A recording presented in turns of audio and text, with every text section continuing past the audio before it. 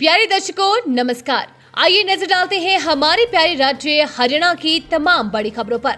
Video शुरू करने से पहले कमेंट बॉक्स में जय हिंद लिखकर हमें सपोर्ट करें। तो चलिए शुरू करते हैं।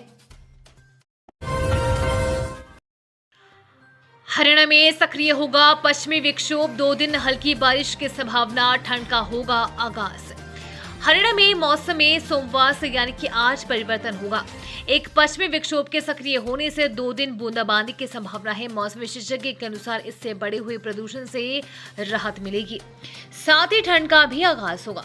मौसम विशेषज्ञ डॉक्टर चंद्रमोहन ने बताया कि वर्तमान में अरब सागर और दक्षिण पूर्वी बंगाल की खाड़ी में एक कम दबाव का क्षेत्र बना हुआ है। 27 अक्टूबर को उत्तरी पर्वतीय क्षेत्रों पर एक नया पश्चिमी विक्षोभ सक्रिय होगा। इसके असर से प्रदेश में बादलों की आवाजाही देखने को मिलेगी, जबकि प्रदेश के दक्षिणी जिलों में 27 व 28 अक्टूबर के दौरान बिखराव वाली हल्की बारिश की संभावना बन रही है। इससे अगले 3-4 दिनों के लिए बढ़ते प्रदूषण पर लगाम लगेगी और साथ ही ठंड भी अपने रंग दिखाने लगेगी। आने वाले दिनों में दिन का तापमान 25 से 30 डिग्री और रात का तापमान 10 से 15 डिग्री सेल्सियस के बीच पहुंच जाएगा। सीएम नायब सिंह सैनी ने संत नामदेव जयंती समारोह में की बड़ी घोषणाएं, हरियाणवी संस्कृति व शिल्पकारों को बढ़ावा।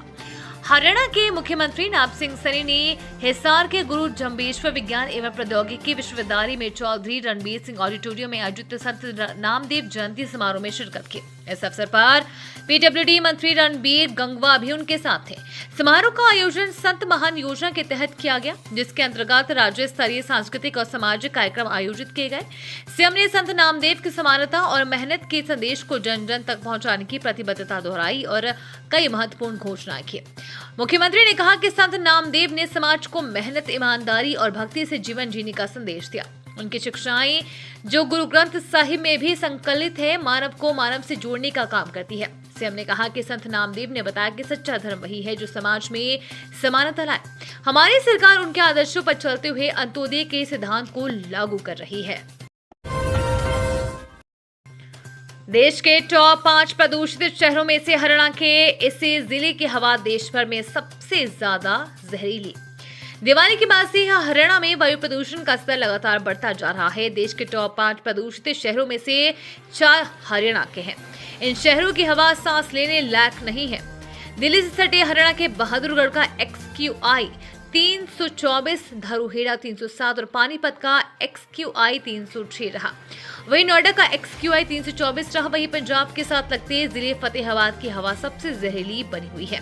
यहाँ का एयर क्वालिटी इंडेक्स 329 दर्ज किया गया। इन शहरों में सांस लेना स्वास्थ्य के लिए हानिकारक है। अगर बात तापमान की कही तो शनिवार को नारनौल की रात सबसे ठंडी रही। यहाँ तापमान 14.6 डिग्री पर पहुंच गया। वहीं हिसार में तापमान 15.8 डिग्री दर्ज किया गया। प्रदेश के अधिकांश जिलों का न्यूनतम तापमान 15 से 18 डिग्री के बीच रहा। धान खरीद में सामने आया बड़ा फर्जीवाड़ा, श्वेत पत्र जारी करे भाजपा सरकार, दुष्यंत चौटाला। हरियाणा में धान की खरीद में सामने आए फर्जीवाड़े को लेकर पूर्व उप मुख्यमंत्री दुष्यंत चौटाला ने जांच की मांग करते हुए भाजपा सरकार से श्वेत पत्र जारी करने की मांग की है। दुष्यंत चौटाला ने कहा कि ये सरकार के खामी के चलते बड़ा हेरफेर हुआ है। उन्होंने कहा कि नकली गेट पास के जरिए हमारे प्रदेश के किसानों के नाम पर दूसरे राज्य का धान खरीदा गया और इससे सरकारी खजाने को बड़ी क्षति पहुंचाई गई है। रविवार को दुष्यंत चौटाला सोनीपत में जेजेपी जिला स्तरीय सम्मेलन के बाद पत्रकारों से रूबरू थे। इस दौरान जेजेपी राष्ट्रीय अध्यक्ष डॉक्टर अजय सिंह चौटाला ने पार्टी कार्यकर्ताओं को संबोधित किया और संगठन मजबूती के बारे में आवश्यक दिशा निर्देश दिए। चलती बस में लगी भीषण आग, यात्रियों में मची चीख पुकार, 50 से अधिक यात्रियों की बची जान। जिले में बीती रात एक बड़ा सड़क हादसा होते होते टल गया। अलीगढ़ रोड पर चांदहट गांव के पास उत्तर प्रदेश के श्रमिकों को ले जा रही एक लंबी दूरी की बस में अचानक भीषण आग लग गई।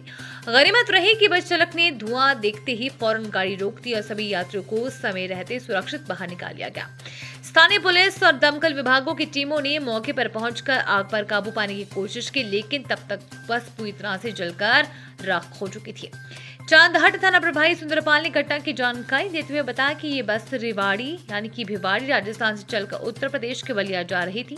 बस में 50 से अधिक मजदूर सवार थे। पुलिस के अनुसार यात्रियों ने बताया कि बस के अंदर एक खाली सीट से अचानक धुआं उड़ना शुरू हुआ। धुआं देखते ही यात्रियों में अफरा तफरी मच गई और उन्होंने जोर शोर से शोर मचाना शुरू कर दिया। नलवा में करोड़ों की विकास परियोजना की सौगात। धन्यवाद जनसभा में सीएम सैनी ने की ये बड़ी घोषणा।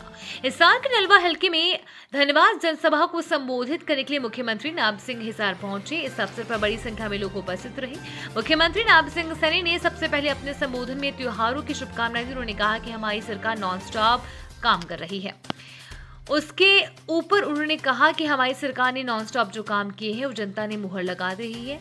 आपके विश्वास पर खरा उतरना ये हमारे लिए एक जिम्मेवारी है और हम इस जिम्मेवारी को जन सेवा के सर्वोच्च मानकों को निभाने के लिए प्रतिबद्ध है। मुख्यमंत्री ने कहा कि नॉन स्टॉप तीसरी बार प्रदेश में हमारी सरकार बनी है। ये ऐतिहासिक अवसर आप लोगों ने दिया है। इससे पहले कोई भी पार्टी हरियाणा प्रदेश में नॉन स्टॉप तीसरी बार सरकार नहीं बना पाई। उन्होंने कहा कि नलवा के विकास में हमारी सरकार कोई कसर नहीं छोड़ेगी। ये थी आज की फटाफट खबरें। हम मिलेंगे अगले बुलेटिन में। तब तक के लिए धन्यवाद और जय हिंद।